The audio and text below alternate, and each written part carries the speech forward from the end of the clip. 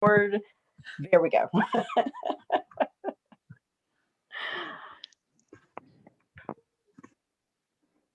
Wonderful. Well, Natalie, are you ready to get started? I am ready to introduce you. Sure. Well, thanks everybody for coming this evening to our last LISSA Alumni Series speaker for this school year, which is rapidly coming to a close, which makes me a little nervous. My heart's beating a little faster, but we're all going to get through it.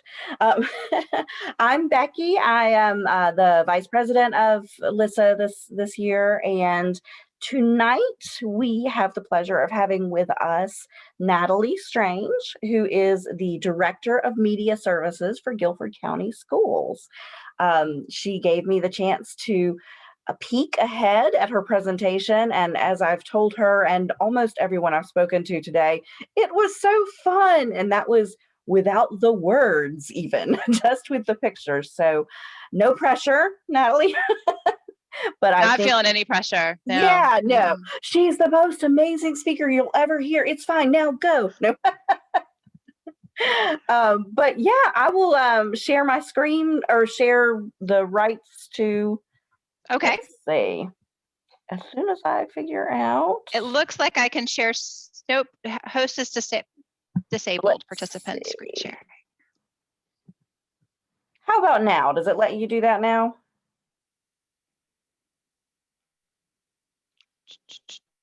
Yes. Awesome. Cool. Thank I will you. mute and I will turn off my video. And thank you so much for being here tonight, Natalie. I can't wait to hear. Thank you, guys. I appreciate it. I am excited to be able to visit virtually UNCG. I enjoyed my time there, and I know that my niece is there now. She plays on the women's soccer team. So if you guys are on campus, they're allowing people to come to games. They have 2 more games this weekend. So let's go G. I am Natalie Strange, and I was asked to sort of share my journey along the way on what brought me into librarianship. I like a more conversational presentation, so if you have questions as I go along, I realize some of the history you probably won't have much questions about, but once we get into those library spaces, if you see some things that you're interested in, please just shout out and let me know. And that way I can respond while we're talking about it and be in the moment.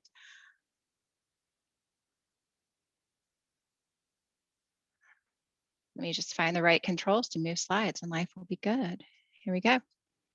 So I really struggled with where the story begins.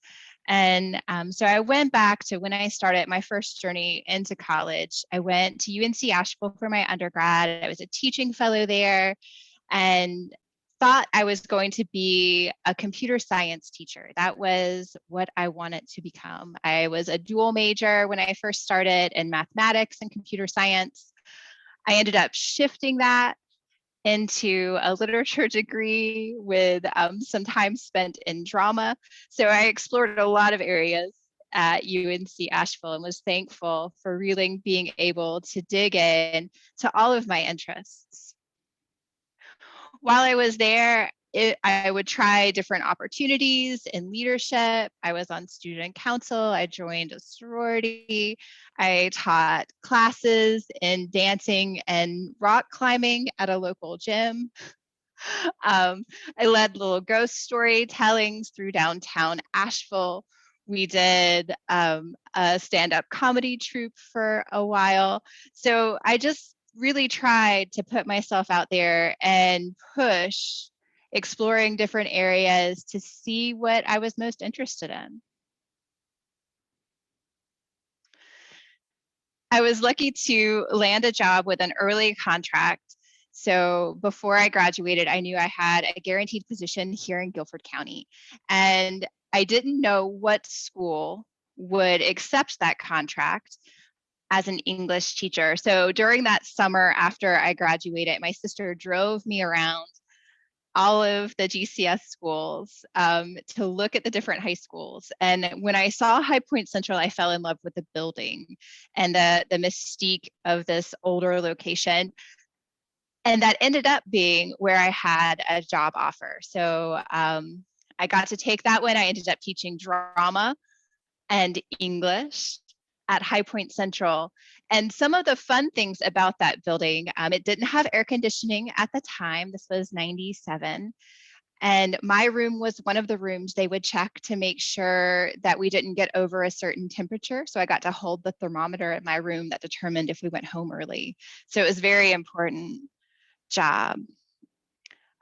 In the drama program there, I discovered there was sort of a hidden green room underneath the stage. And we would go down there to do retellings of like Edgar Allan Poe, because it had a lot of atmosphere to get them in the mood. These are some pictures of some of my drama students. You can tell we really didn't have much budget. And this was one of my first experiences with how to fund a program and how to create a space where students can really experience literature on a shoestring budget. So what can you do with cardboard and spray paint and duct tape? In 1999, I just knew that drama was what I wanted to do. And I talked to my principal and she said, you know what, Natalie, that's great, but you are not highly qualified. And so I came to visit UNCG one winter day and went around and introduced myself to whoever I could find on campus and explored the drama programs there. And then I also found my way into some of the library programs and explored the library.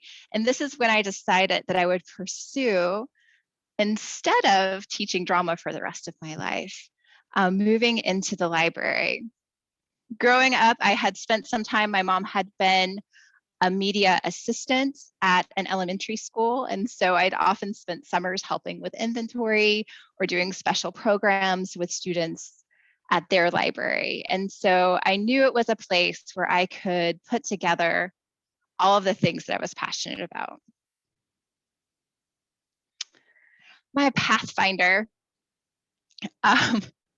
this was part of my project. And as I entered that program, after I did my first year in 2000, I started interviewing for library media positions. So I was still working on my degree at the same time. At the time I got married, we actually were married with my first husband on the UNCG campus. He worked at UNCG and had our reception in the Weatherspoon Art Gallery of all places. And it was beautiful. But when I went on my honeymoon thinking I was going to stay at High Point Central and become a media specialist there, and then also be still teaching IB drama, because they had sent me to extensive training so I could teach in the IB program. When I came back from my honeymoon, my assistant principal from High Point Central, Dr. Sandy Sykes, called me and let me know that they did not really have a position for me, but that if I called Northwest High School real quick, that they were very interested in me.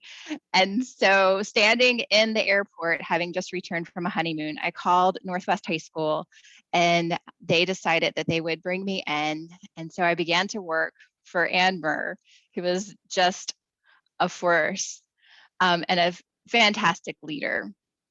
When I first went to Northwest High School in 2000, we had 2 full-time school librarians, 2 full-time assistants, and a technology assistant for about 1,800 students. That's the sort of staffing that we don't have now. And I'll talk about that when I came back to Northwest many years later. We had lots of overhead projectors that needed work. So when I came in over the summer at Northwest, one of the first things I did was work on trying to figure out all the ins and outs of the different overhead projectors we had and how to clean them. one of the things that I really enjoyed about finishing my library program while I was at Northwest was being able to put directly into action what I was learning. I remember Dr. Dickinson, Gail Dickinson, coming out to see me in my practicum and looking at the library, examining the programs we were doing. And one of the things that she talked about was how brown the library was, how everything was very dark and it didn't look very inviting. And that was one of those things that sort of caught me off guard because I was very proud of my traditional school library space. And I didn't expect to hear that, but it's something that I took to heart and started to think about as we developed new programs. While at Northwest, we ended up moving into a new library space. We were part of a program where they were expanding the school. So as they were doing that, the library changed form. So first we became part cafeteria because they were redoing the cafeteria and all the students would come and eat lunch in the library. So it was pizza served every day in the library. And if you've ever been in a space that serves pizza every day and then washes the tables down with the nice Clorox rinse, you'll know that you might not eat pizza for many years after that happens. It's very sad. After that, we were assured that our move into the new building would be super smooth and that they would wheel in carts and we would just unload our shelves and then load onto the next shelves. And in June of 2001, they showed up instead with pallets of boxes and let us know that we were in fact packing up our library. So we came up with a plan to pack up all the books in the library, checking them out to boxes so that we could find resources, which ended up being good because those resources stayed in storage in the parking lot for about 8 months, and we had to go in and out to pull things for teachers. This is a picture of the new library space when we got to move in, and our new principal, Angelo Kidd, he started to bring in some of this color that I was thinking about and some of the activity after talking to Dr. Dickinson about what we can incorporate to really make the library more engaging. And Mr. Kidd would jump right in with costuming and themed events. And so we started to create an event-centered library where we had book club events and teacher trainings that were all geared around some costuming and decorating of the library. When Northern High School opened, this was an opportunity to not only think about the philosophy of school and how we could change what the traditional high school felt like, but also to build a new collection from the ground up. And so I was lucky enough to interview and be chosen to be part of the Northern Guilford High School team. When I was working here with Pat Adams-Caskey, she was the other school librarian. Both of us had to work part-time as teachers as well. So I taught drama while I was media coordinator the first year, but I could only do that for 1 year, so I wasn't highly qualified. And my second year at Northern, I taught dance while I was working in the library. When we were choosing to build this library, we decided to build a genreified collection. And this was the first time that I had really tried to dig into the idea of genreification. So we did a lot of research in how we set up the collection at Northern to prep for that genreification process. And since we were building it from the ground up, we could have the books delivered and pre-coded with genre stickers, with the call numbers we wanted to use. And so the vendors were great with working with that. In my last year at Northern is when I discovered I was going to bring a little more strange into the world. And during that time, it was good to think about some other opportunities. And so I reached back out to my friend, Dr. Sandy Sykes, the same one who'd called me when I was in the airport before, and let her know that I was interested in looking at an elementary position. She was in Forsyth County then at Piney Grove Elementary. So this was something completely different. And things worked out. So she just happened to have an opening that year, and I decided to attempt elementary school, having only worked in high schools, with a new baby in tow. So it was quite an adventure. Um, these are just some of the clippings, and we're about to get into like a whole lot of pictures. Um, I will say the first year at elementary school, there were many days when I wasn't sure that I had made the right decision. I had a lot of difficulty trying to figure out how to reach students, especially the kindergarten students. I was trying to figure out, like, how do I teach about utilizing books and resources to students who don't read and don't write. Like, I don't understand how to reach those students yet. And so I spent my first year at Piney Grove really observing the teachers and students. And there was one kindergarten teacher who was just a master teacher. And I logged so many hours in her room. I fixed every computer at least 4 times just so I could watch how she interacted with the students and pick up some of the skills that she was utilizing to manage how kindergartners move around a space and to engage them in learning. Collection development at the elementary school can look very different. I had never experienced book fair before, having come from a high school. And book fair, if you've never done it before, can be a pretty intimidating process.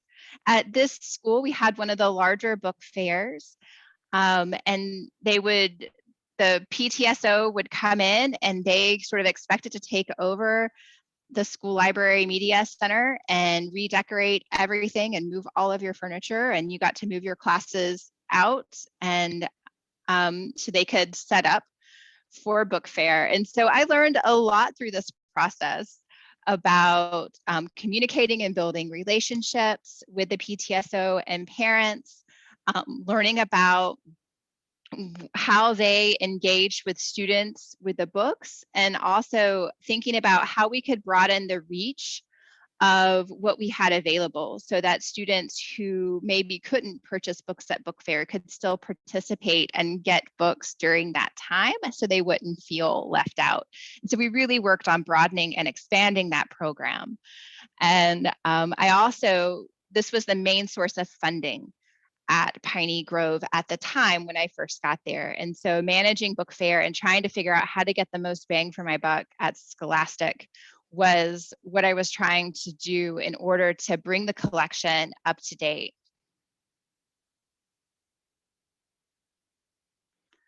I also applied for a collection development grant and was able to get a matching grant. I secured funding through our school, and the PTSO sort of helped smooth that process along. I also was looking for ways to engage students in reading. So things that would excite students, things that would expand our reach. 2 of the programs are on this slide. So one of them, we had a reading dog that would come in and work with some of our really reluctant readers. They would schedule appointments. I worked through their teachers and our reading specialists at school to identify good candidates. And these reluctant readers would come in and they would get to sit and pet the dog and read stories to a trained therapy dog. And so that did 2 things for me. One, it showed me different ways to encourage readers and have them find ways that are less intimidating to approach reading. And it also reminded me of the role that animals can play in the library. And you'll see some of my library animals in a minute. And then Battle of the Books was something that we started at the elementary school level. The first year we started, we had a fairly small team, but by the time I was leaving Piney Grove Elementary School, almost all 4th and 5th graders were participating in Battle of the Books, and we would have, our focus was really on incorporating as many students as possible and not so much focused on the competition aspect. So we had a great time with it as a school event. I also learned the value of involving families in the process of literacy and in programming for the library. So working with our curriculum facilitator and our teachers, our PTSO, we developed Everyone Reads programs where we were sending home books and activities for families to participate in. And I began to present and really take part in some of the local conferences to share what I'd found and also to find out what other people were doing that they were finding successful. One of the big changes moving from a high school where I always worked in partnership at the time with another school librarian to a school library where I was the sole librarian was this immense amount of creative freedom. And part of that was also going to be based on my relationship with my different principals while I was at Piney Grove. And you can see the transition as we move through the pictures. So this is a fairly early picture of some of the things that I started to do. So I started to bring in that color, still thinking about moving away from the browns that are traditional in school libraries. It's hard to get away from that wooden colored furniture, thinking about how the books were arranged to make sure that students could find things easily when they were browsing. And also thinking about how to involve students and engage them in different programs. You're going to see this little guy. This is my little strange showing up in a lot of the pictures as well. And as he grew older, I really used him and his interests in things to help guide where I was directing programming for the library. What you see here is one of our first summer days. So one of my principals found some funding for me to open up during the summers and do a summer story time and activity with students. And so this is one of those first ones. And I started to paint the shelving so that it would have more color. And that was all done during that summer as well. So then I started to look around for other things. This is a fire truck I randomly found at a used furniture store because I was buying it for the library. She cut me a really great deal, and it became a piece in our library for students or estranged to sit in. And you can see, like, as time goes on, we start to add more things into the walls. So we're starting to try and create areas that are going to be displays that are tied into the types of books that are located on the shelves, so that when students are drawn to something that is above the shelf, if they're interested in mummies at this point in time, this is where they were going to find that Egyptian history in the collection. I introduced a puzzle table. You can see our fire truck here in use. I started to host some evening events for different books. This one is a 39 clues based night where students were putting together the ingredients for a potion. And we started to bring in speakers. This is the mayor of Kernersville, whose daughter was also one of our students. And those programs continued to grow, and I started to add more things, making interactive pieces where I could, involving students in the process, especially during those summer programs. Whoops. When we were doing Everyone Reads, I would reach out to community organizations and partnerships. There is a local antiques car club that is super wonderful to work with. So if you ever need to have an antique car for anything, I suggest you contact them, and really reaching out to people in the community that can come in and help. This is one of our Battle of the Books teams actively engaged in trying to find inside the book the answer to a challenge they had. And this is one of the more dangerous things that I don't suggest necessarily that everyone do. This is me on the roof of the school dressed as the school mascot to support a reading incentive. It seemed like a great idea at the time. And my principal was up there with me, but I don't really like heights that much, and vision's not great.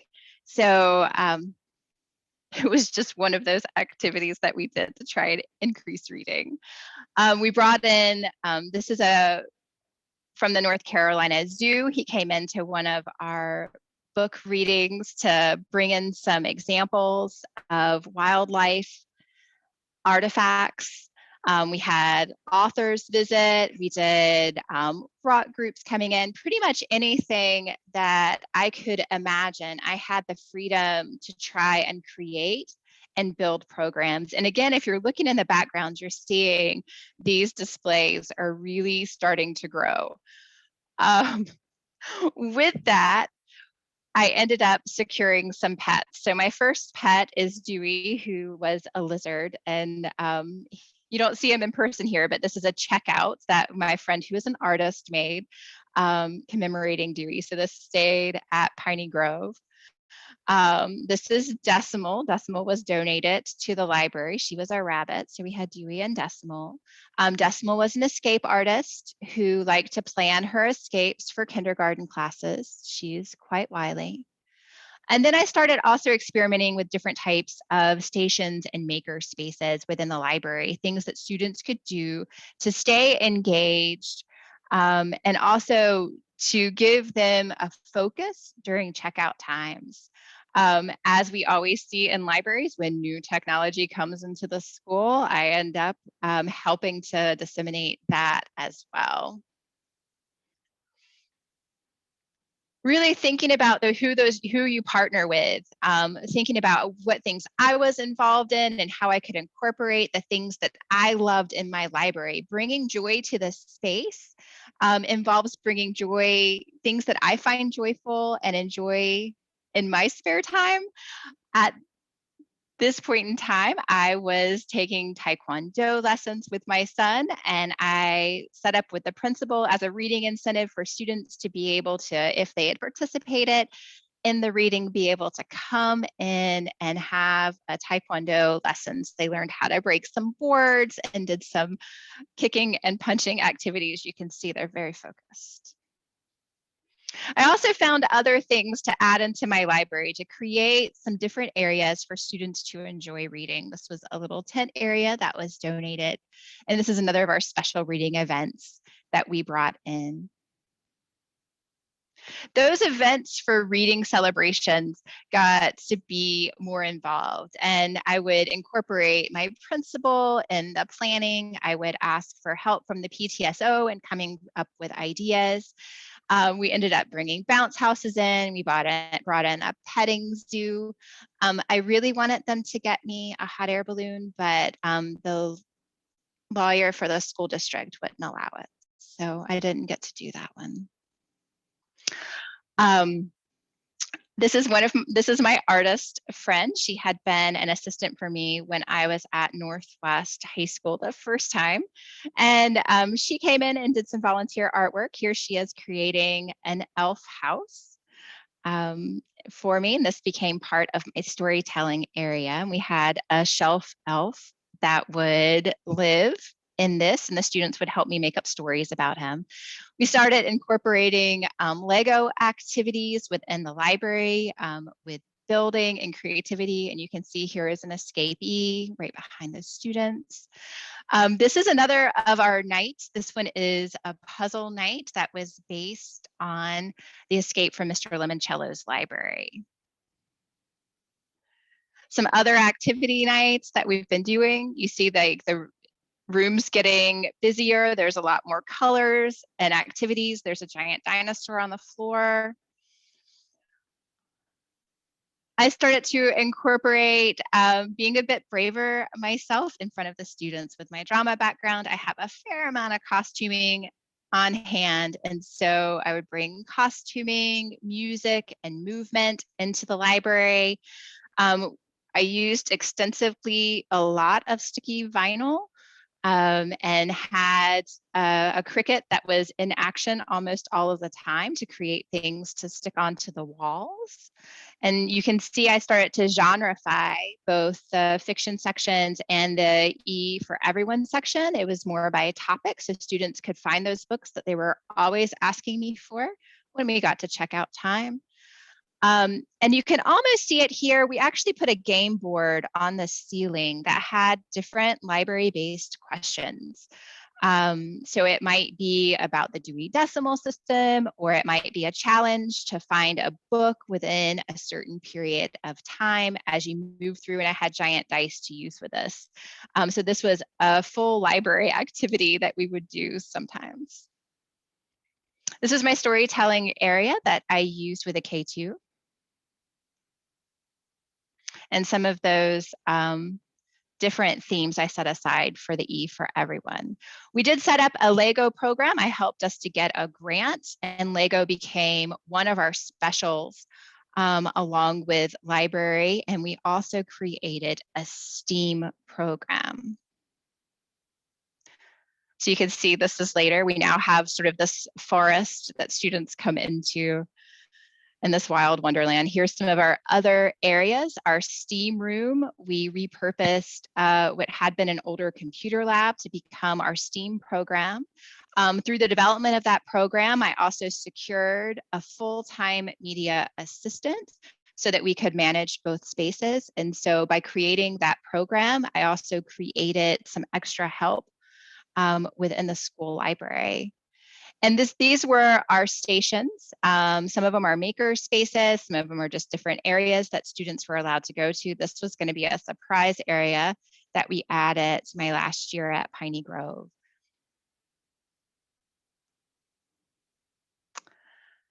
This is the introduction for that Lego program that I was talking about. That's special. It took place over the course of a week. And students would really work in groups collaboratively to solve a problem. And I helped to develop that curriculum that they were using in the Lego program. So it was located just a few doors off from the media center so that we could check in with each other regularly. But Ms. Shaw was a master with Legos. Legos are surprisingly loud. I still had paint and like to add color to things. This looked to be like a good idea, but I don't recommend painting the tops of your tables with just the generic types of paint. It doesn't last well. So not my best idea. Painting the chairs though, surprisingly fun.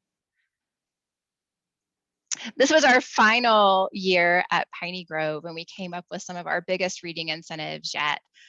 We built an interactive pirate ship that students could then go to. This is my principal of my last year at Piney Grove, who willingly participated in all the craziness I could come up with, including this amazing Captain Hook. And we brought in local authors, and we would unveil readings in these great big parties with lots of folks in attendance. You see parents here, there's going to be siblings, there's a strange, and you'll notice that the principal is also in attendance, which was really cool. More costumes. All of this doesn't happen just magically. It takes some planning and scheduling and really thinking strategically about how you want to accomplish those goals.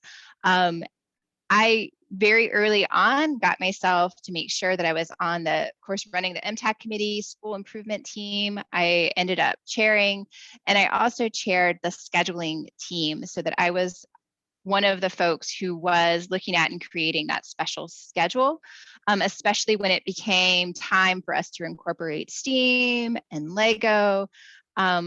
And through all of that involvement, I was able to make sure I was on a fixed, flexed type schedule so I could have more collaboration time.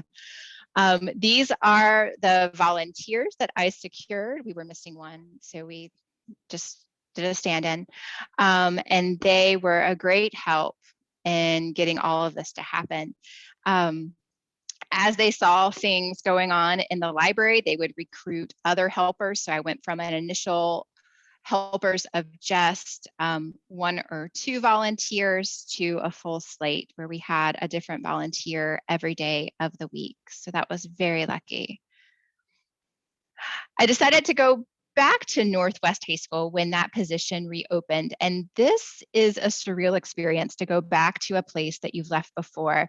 When I left, remember there were about 4 people working in the library because we had lost our technology assistant. When I came back, it was just me. It was a single person. They still had this lovely collection of VHS tapes. The library, before I got in there to redo some things, had some work to be done. And so I put our Strange to action. This was the entryway into the library. They were using it as access to extra storage because they didn't have other spaces. They were already full. And so one of the first things I did was work with the principal to find other places to store things so that we could clear out that space. I needed the entry to the library to be welcoming. And then we started a weeding process. We took down some of the shelving that was no longer needed and replaced it with the more mobile shelving that had been in a back storage room. And we started to really play with the space. These are the regular chairs, but I dropped them down so I could have some different levels. So I decided to take some of that creativity that I had been able to experience at the elementary school and put it to play at the high school level. You can see we start to rearrange the space. This is one of our first faculty meetings. We had a faculty of about 150 at Northwest. And when I put in this low table, the principal told me, he said, Natalie, nobody's ever going to sit there. This is high school. High schoolers don't sit on the floor. And so I took this picture on the first day of school that students came in. Ha. They do. Not only do high schoolers sit on the floor, but high schoolers love to see creativity in motion. You'll see I brought the lizard in. Here's my lizard, Dewey. He was a very popular guest. He had a dedicated page in the yearbook. Students at high school still enjoy being creative and being active. Here's a crime scene in my library. He should have returned his book. I had student assistants that were assigned to me. Library media can be a class at the high school level. You'll see that we started to paint the walls. These walls had been brown before. My students got donated paint, which is why there are so many colors involved because we didn't have enough of any one color. So they developed a scheme to incorporate it. And we tried to build a space that would reflect our students and their interests. This is one of our teachers, also involved in all that creativity. It was Henry VIII that day. I think I died. Some of our creativity makerspace areas. We genreified that collection after seeing how it worked at the elementary school. The students were a big part of creating that. They were responsible for setting up the genres, determining what criteria they used for those books, and also creating the display areas for those. We reorganized the collection so it flowed in a better manner. I didn't give up having special events. Here's our mustache. This was a mystery tea party that we had to go along with some books. And we started to build in some of those special areas again as I was building towards makerspace. So the puzzle area was popular with many of our students. Here's that library lizard. There's Dewey. It's a steampunk event that we had. We started to incorporate some more construction and colors within the library. And then we decided it was time to really plan some big events. This was our first open mic night, and students, there were so many of them that came and signed up. We had parents involved helping to set up the sound system and there to watch. We had all of this food and drink was donated by the PTSO. And it was just this great event where the community really came together in that library space. It's our origami table. So we decided to set a new challenge for ourselves. I wanted to find a way to, one, raise money for the school library, because again, funding was becoming a problem at Northwest. Most of our funding was from donations since there wasn't really a program for book fairs. So we decided to challenge ourselves to build an escape room. And so we started to plan. At the time I decided I was going to do this, I had never done an escape room myself. So that was part of our research, was we had to go do some escape rooms. And we decided to build, our first one was Edgar Allan Poe themed. I could do a whole presentation just on escape rooms. We tested different types of puzzles with students in the morning. I would put candy in the box and leave out different clues to see who could solve it. You'll be surprised what students will do for candy. This is a very sweet thank you note from one of the students who enjoyed some puzzles I'd set up for her class. And I looked for really inexpensive ways in order to build these escape rooms. This was our first one in motion. So this is the Edgar Allan Poe room. And it was all based on his works. So then we decided we had to give that room up for testing because it was testing storage room. And so we decided to transform my office into the second escape room, which was Daedalus themed. And you can see my different tests of types of puzzles and artwork, incorporating some robotics and coding in this one, as well as still some really hands-on, inexpensive types of puzzles. See, most of our construction is still going to be cardboard based. And our final room we created was a Harry Potter room, and you can see we stepped our game up quite a bit by the time we got to this one. So I would say, as you're thinking about going into the library, really bring all of yourself, bring everything that makes you happy. Be mischievous within your space, be silly, be fun, take chances. I even sang songs, and I should never sing. Also, think about how you're going to track those things that are important to you. It was important to me to get some help in the library because I felt like there were a lot of folks at the Northwest High School Library, and I needed some data to prove that I needed some help. This is a system that we set up that used a sensor to check the number of students that were walking into the library.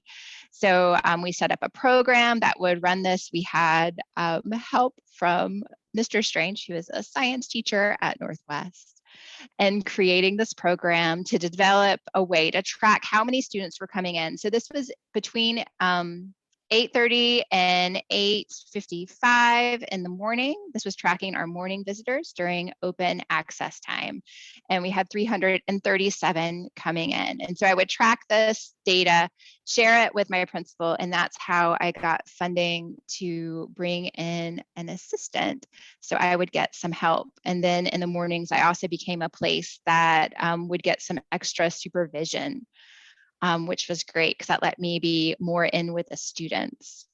Looking for those opportunities. This is my student, Ragad. Arji was one of my student volunteers, and her experience at Northwest was different as a Muslim student. And she shared with me a lot of the struggles that she faced. And so I actively looked for programs that would help me to better understand. And that brought me to a summer program at the Elliott School of International Affairs.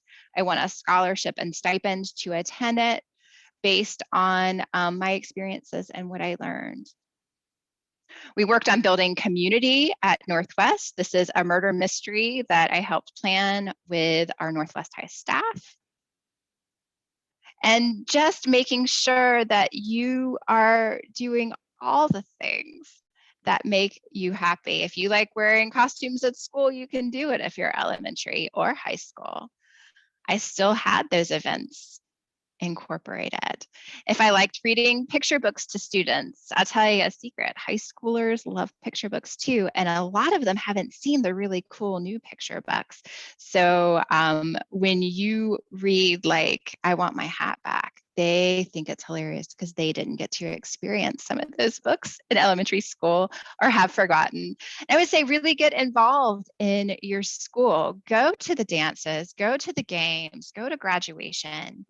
Go to trainings that are offered. I bet you guys know where this guy is located.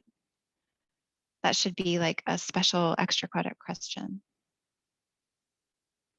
Find people to help you on your mission with what you want to accomplish. That might be students within your school and finding things that they're interested in. This is one of the student-driven events. They wanted to help people make Valentine's cards. And so they set up a crafting table and had a special event in the morning. With those students and the help of my artist, we also built a giant interactive chess set. This was actually part of the escape room for Harry Potter. Dewey played a big role at Northwest. I found a piano that was going to be thrown out and brought it into the space. So often we would have music in the mornings. We found some old globes that were going to be tossed out, and we included them in escape boxes and activities for classrooms. And then we had some other student-led activities. This one is a photography workshop that one of my students created that had a modeling aspect to it as well. And my students felt comfortable. They were engaged when I was engaged. So building that space to build your joy also helps students feel more at home and more willing to talk with you about books, about literature. It helps you build those relationships. Always track and share your data. At Northwest, towards my third year there, I was developing weekly rundowns of how many classes I was seeing during that week, where the collaboration was. And you'll notice a lot of these topics also align with our appraisal instrument, because I wanted to sort of softly nudge. I was trying to build up more funding and more support for the Library Media Center. I saw this online and it reminded me so much of what I hope a library space is. You see these happy children. It says she wasn't just their librarian, she was the queen of their happiest place on earth. I would absolutely challenge you to be those library queens of your space. It was hard for me to leave a school library, but the former director at Guilford County convinced me that I could take these same ideas to the district level and be able to support librarians and help them to find ways to really ignite or support them in how they see their path forward. And so I moved into that coordinator position recently. I moved into the director position, and it is a lot of fun to be able to go into school library spaces and really delve into these issues, to think about what the future is of librarianship.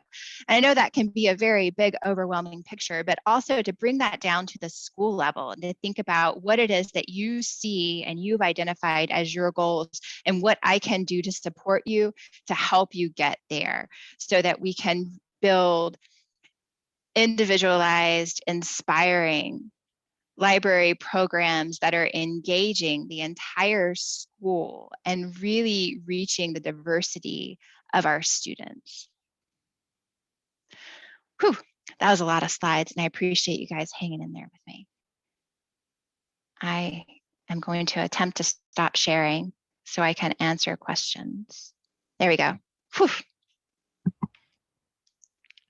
Thanks for hanging in. Yes, that was awesome, Natalie. Thank you. It's a lot. I couldn't see my notes, so I was just trying to remember. So. Oh, that's amazing. Well, my cat is now laying on the notes and questions that I wrote down, so I'll have to remember too. Perfect. I did see in the chat that Robin said she had a question about partnerships. Oh, good. Robin, Please. did you want to elaborate on that? Hey, yeah. First of all, thank you so much for being here.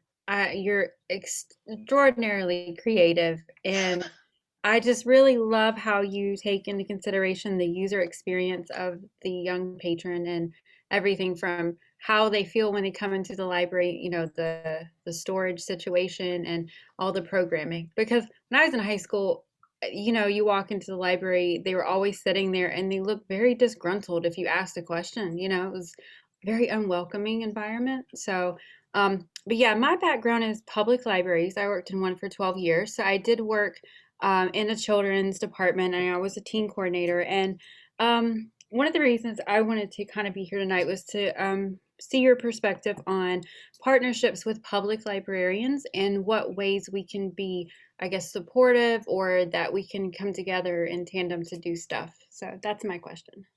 I think that's wonderful. And that's an area where we're really trying to grow in Guilford County. High Point Public Library is coming to speak virtually to our school librarians to talk about their programs and what they're offering for children and young adults. And we're looking for those ways that we can really support each other. And so the easy pieces are going to be like those reading incentive programs, the summer reading programs that the public library does. But also, as we delve into these conversations, we find out some of the really amazing things that are offered at school libraries or that are offered at public libraries and that maybe aren't as well known between each other. And one of the things we discovered with High Point Public Library is they have these lovely interactive sort of STEM themed boxes that go along with activities and text that you can check out as well. And so this is a great resource as we're starting to delve into the idea of incorporating STEM in the school library media centers, whether it be we're looking at like a STEM themed book club with activities that we can roll out for next year, and looking at how they've set that up, talking about the types of resources they found most effective. So I really think that in our future, we're going to see a lot more of these partnerships. We rely a lot on our community partners.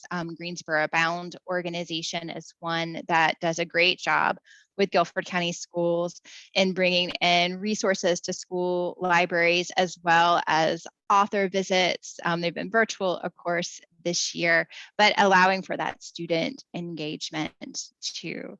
So I think absolutely there's a lot of growth there.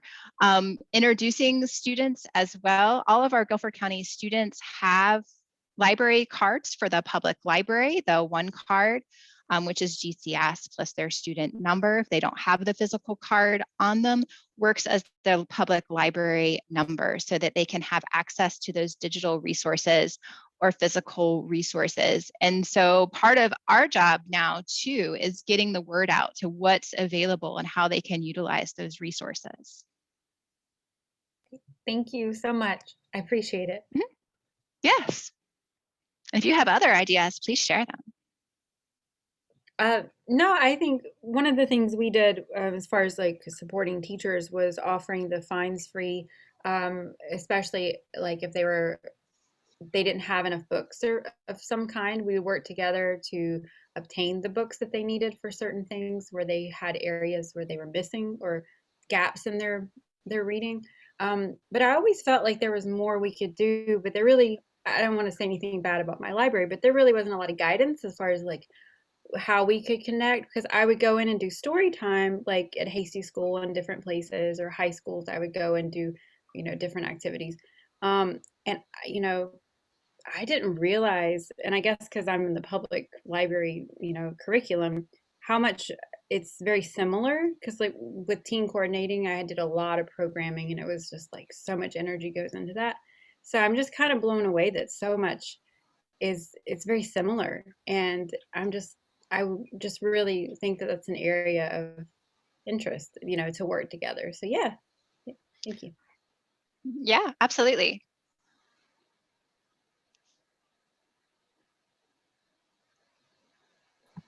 When you started losing all of those like support people and pieces, and I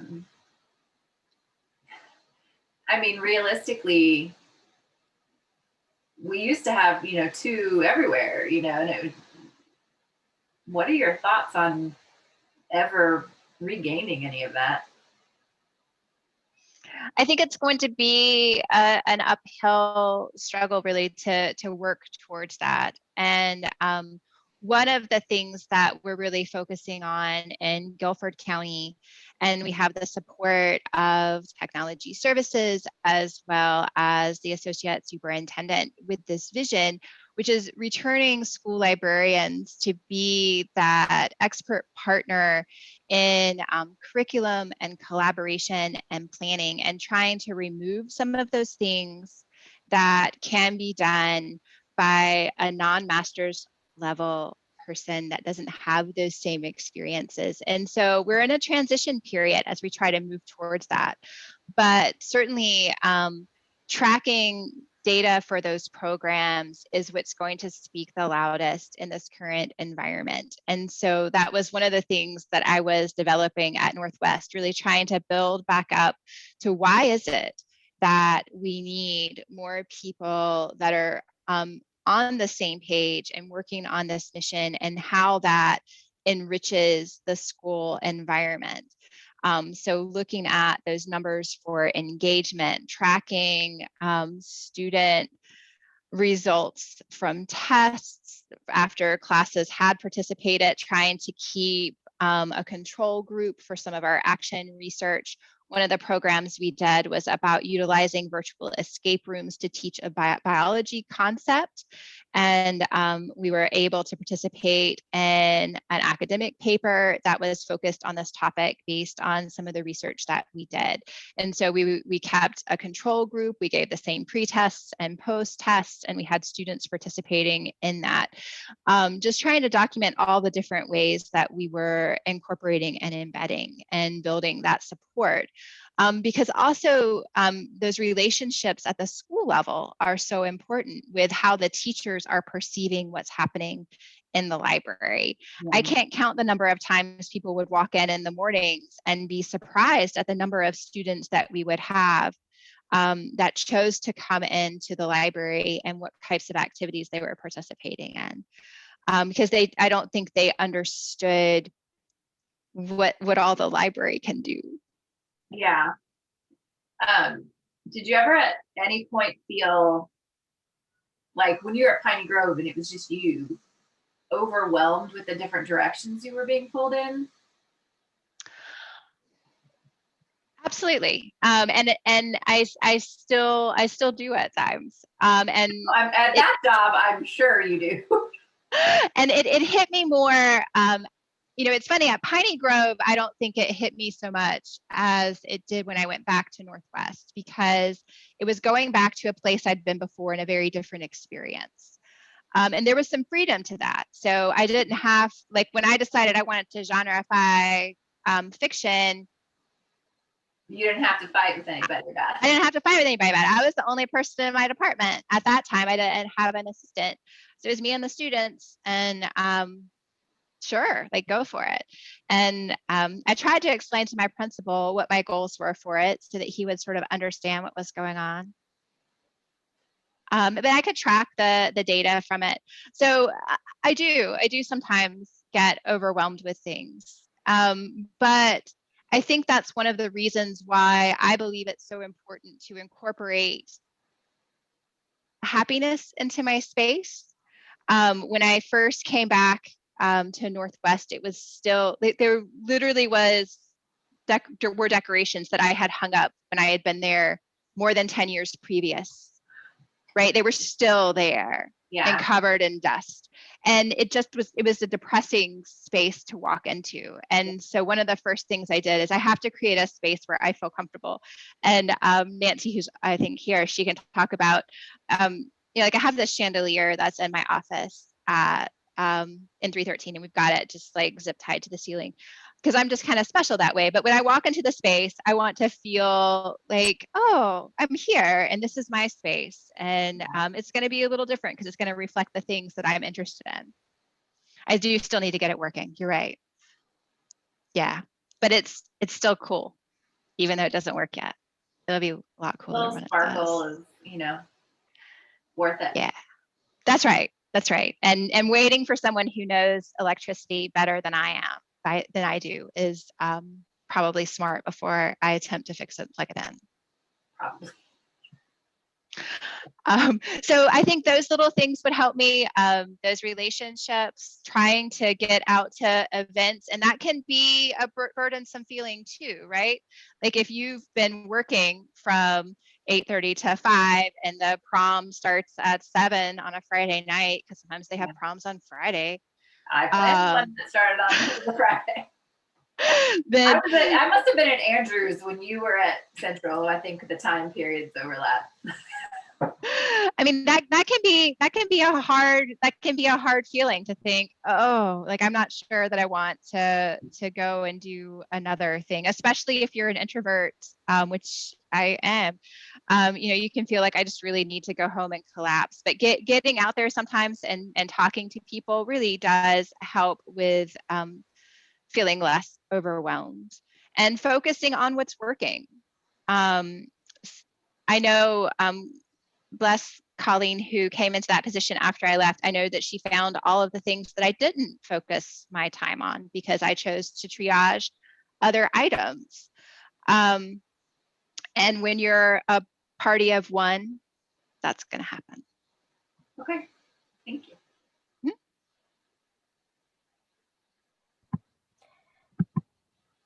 It sounds like to me that you also had these great volunteers. And at one point I wrote, how do you suggest growing numbers of volunteers? But then I also noticed you seem to have great volunteers among the students. And I'm very curious about how you got students engaged as volunteers. That at the high school level was a little bit easier than at the elementary school level. At the elementary school level, it took some recruiting because I did have student volunteers there as well, and relationship building. And so I worked with the 4th and 5th grade teachers. We identified students who would be a good fit for the library, and it became one of their morning duty.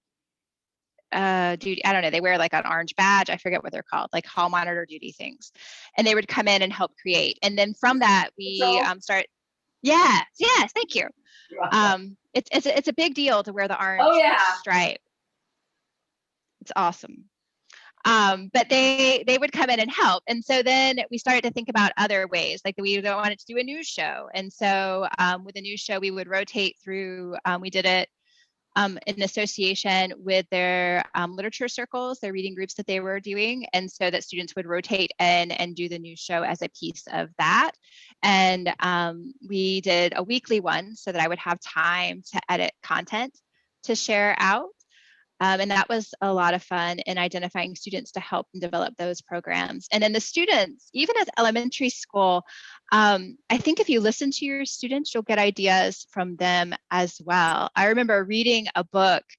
It was Waiting for the Magic by Kate DiCamillo. And I was reading it to a group of 2nd graders. And the 2nd grader, he was just so excited about it. He said, Miss Strange, you've got to do a battle of the books, but it has to be for 2nd graders. And you have to have this book involved in it. And I was like, I hadn't even thought about trying to expand that program down. And so based on his suggestion, I went and talked to like the 2nd grade and the 3rd grade teachers, and we ended up creating junior elementary battle of the books. We called it Jeb Bob, which is a very Piney Grove name. And we developed reading lists that would incorporate titles like Dinosaurs Before Dark. And what was one of them? Like Flat Stanley was one of them. I don't know if you've ever tried to write Battle of the Books questions from Flat Stanley or a book like it, but it's not easy. Not easy, but it was a great experience, and we had fun with it. We just had to have limited competition because it only was 6 books, but they had a great time, and it was just all about listening to the students. One of the things I did with younger classes to get volunteers when I was have the kindergarten and 1st grade teachers put it in their newsletter that we would love a parent volunteer to come when they come to library. And I got several volunteers that way because it just gave you an extra set of hands when kindergartners are in the classroom, so that I could either check out the books while the parent helped, or I would help and she would check out the book. Just because it's so many little confused hands that sometimes pull books off the shelf that you may not want them to. And so the kindergarten teachers were really great about recruiting. Sometimes they'd be like, "Ooh, I have just the parent for you," or like, so that was a way that seemed to work That's a great way to do it. All the PTSOs usually have some sort of a newsletter, which is a great way to communicate that you're looking for volunteers. And students often will also volunteer their parents. So those same students who are saying like, hey, you should do this, might also be the student that says, hey, my mom would, she's really good at this thing. That's how I ended up getting like t-shirts made for one of the Battle of the Books, because we were trying to do iron-ons and run like a really cheap operation, and I should never use an iron. So the students found one of their parents who created all those shirts for us. And that was her entryway. That was like her gateway into volunteering in the library through iron-ons, this little gateway drug to coming in. I have to say that when my child was in second grade, she told her teacher that I was really good at decorating bulletin boards, which I had never done. So that actually may have been my gateway, like the interest that I suddenly was like, oh, this is fun. Maybe I should be a That librarian at a school. We never volunteered you for anything, just so you know. Yeah. Or else I would have been Well, calling you and being like, come make some bulletin board. I mean, I didn't make a bulletin board, but. By middle school, she knew I had no talent. Well, and I think this is one of those places too where showing up places also helps. If your families are doing a Chick-fil-A night, show up at the Chick-fil-A night and introduce yourself. Hi, I'm the librarian. This is really fun at elementary school because they think you're like a superstar anyway. Like I really miss that. You would see them in Target or whatever, and they're like, "Oh, it's Miss Strange." I know. So it was a great feeling. But it was a good way to get your face out there and get to know folks too. At the high school level, when I get back to those student volunteers, I had book clubs that I ran where I would pull in volunteers from that. We had anime club that would meet and come in. I could get volunteers from it. And then I also had a class that was that media. It was a media helper class that they could take for a credit. So that was forced labor because I built it into their projects for the class. I love that. That's cool. Now, is that a class that's still offered in high schools? Is that a? It's optional, and it's optional for the school librarians to run it. So you have to weigh. Okay. You have to weigh the pluses and minuses. Because you are then, if you don't have an assistant, which many of our high schools don't right now, then you're sort of tied to your space.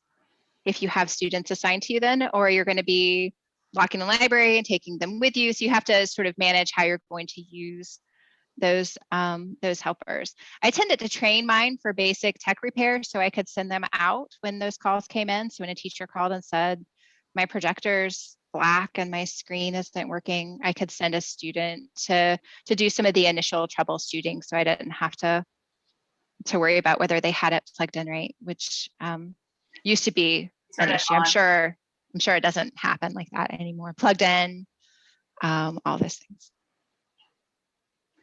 I'm sure all of that, now that we've been virtual for so long, everyone's got that figured out. Well, the nice thing about that class is it doesn't have to be a class of 30 kids. It can be like 4. Yeah. I limited mine to 2 or 3. Yeah. And selected kids. Yeah. Mm-hmm. I required an interview.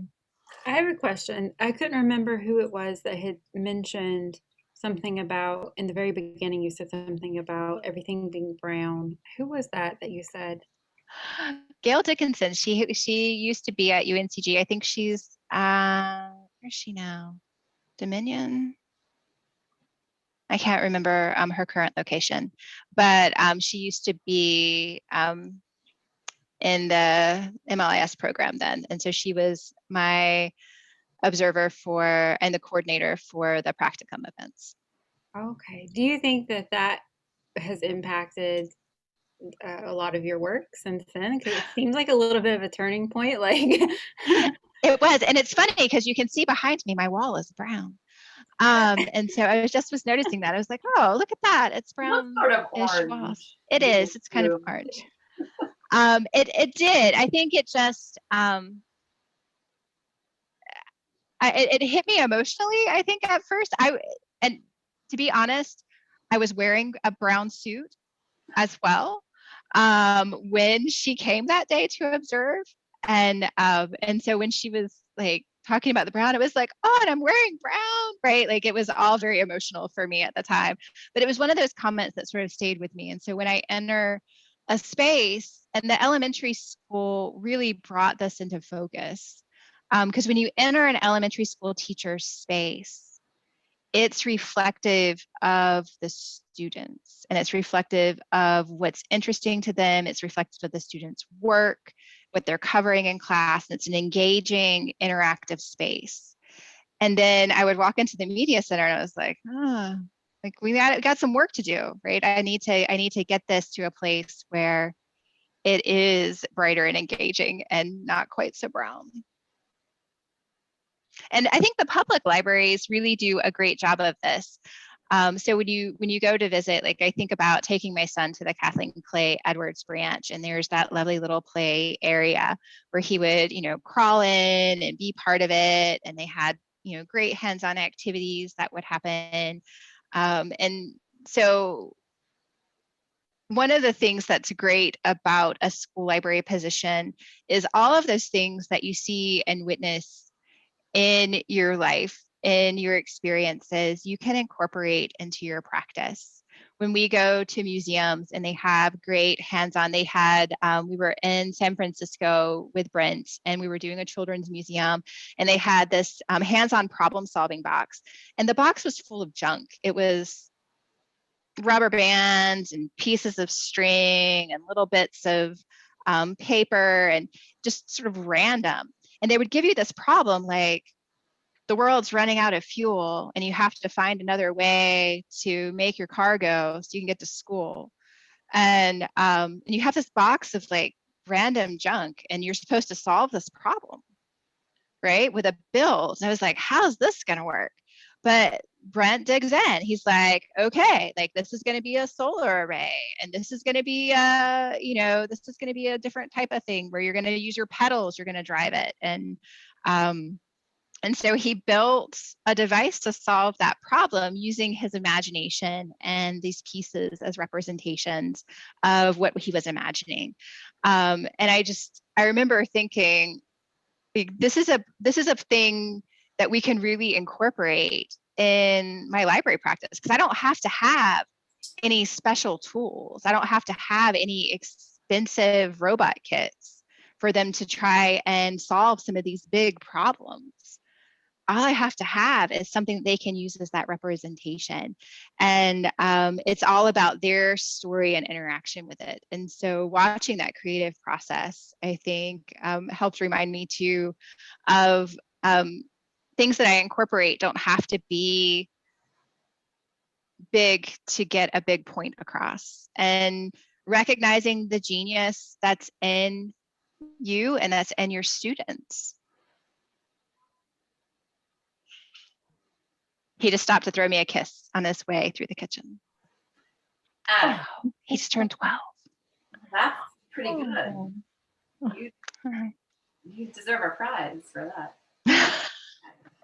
If your 12-year-old is blowing you kisses, you did something right. Oh, he's very cuddly. I don't know if anyone else has questions about this, but as we go into job cycle season, Tammy always says, don't worry about getting those hours. You're all going to have jobs before you graduate. And I keep thinking, really? But obviously you got a job before you graduated, and evidently that's typical. What should we know for job cycle season? I mean, what should we know?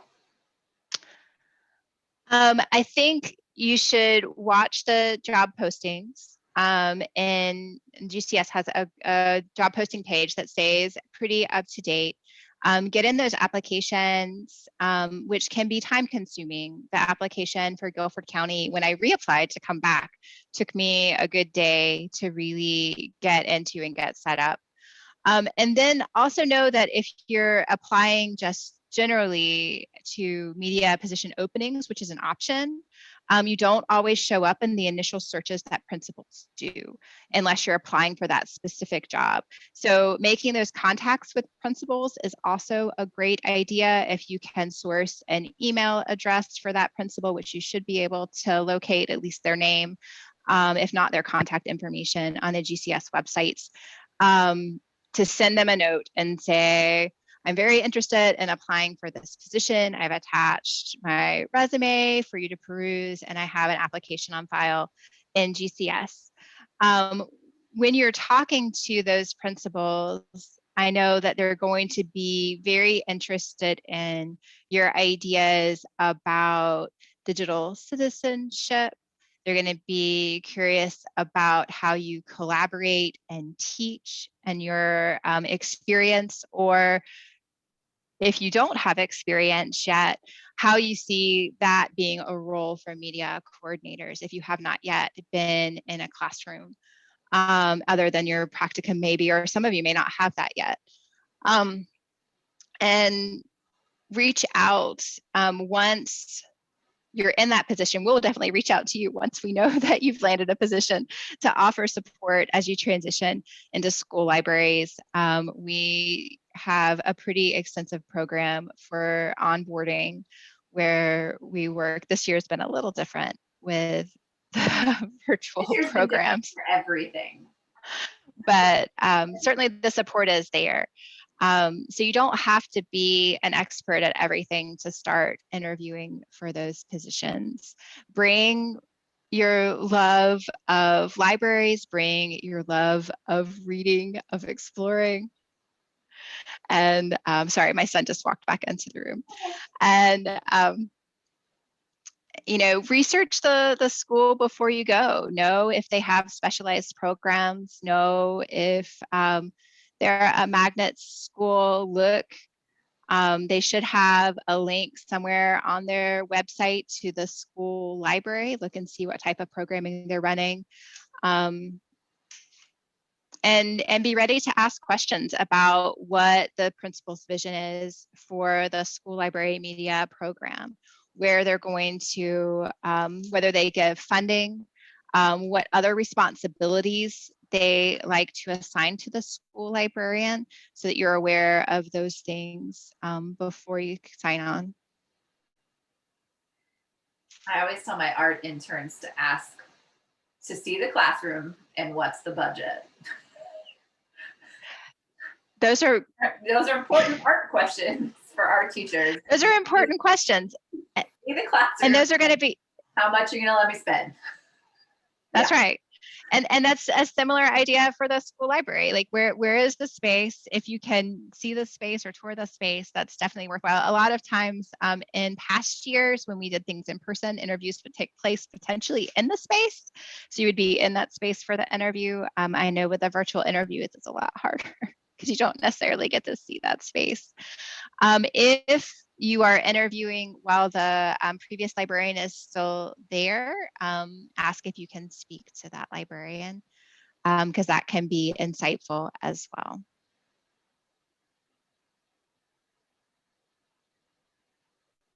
Thank you.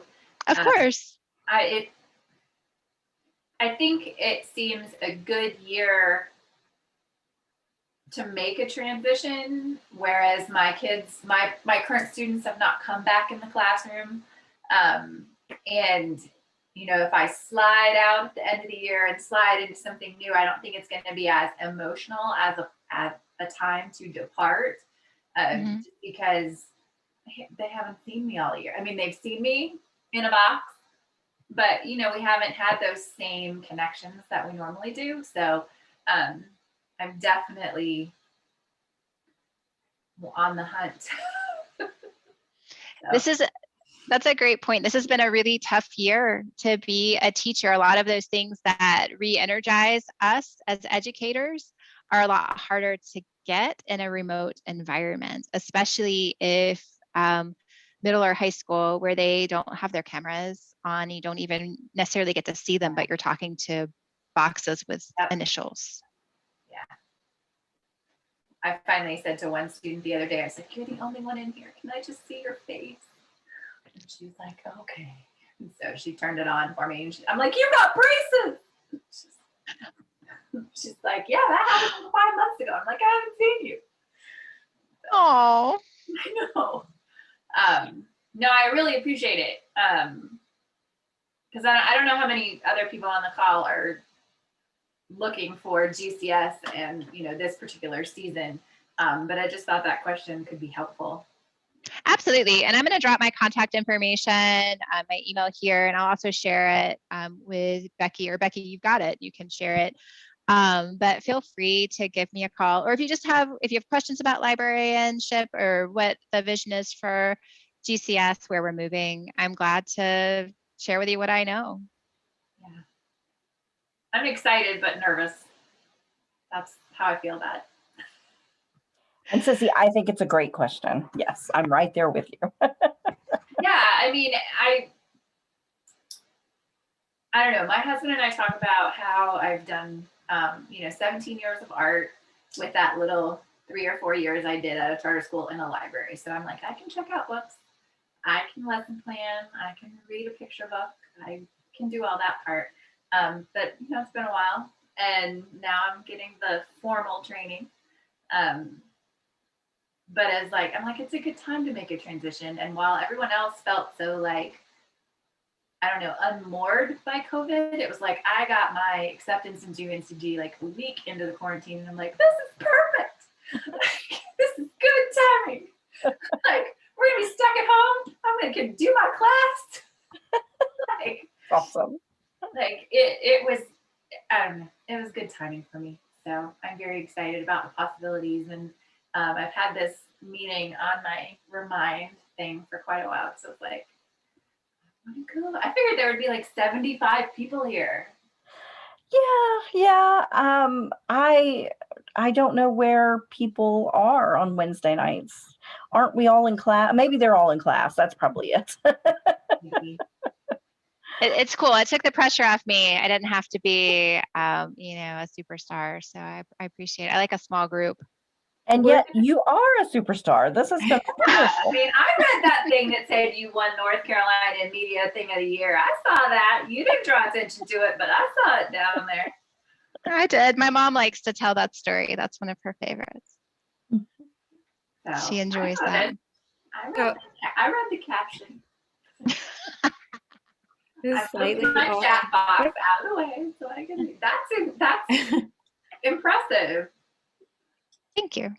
Well, and it shows that your school also thought a lot of you, because sometimes media specialists just don't get noticed.